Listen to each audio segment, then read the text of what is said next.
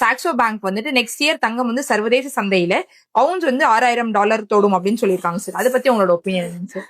இது வந்து பார்த்தோம்னா இன்னைக்கு இந்த சாக்ஸோ இது வந்து பேங்க் வந்து சொல்லியிருக்காங்க அது மாதிரி விலை ஏறும்னு. இதற்கு முன்னாடியே இது வந்து டென்மார்க் பேஸ்டு ஒரு பேங்கிங் கம்பெனி.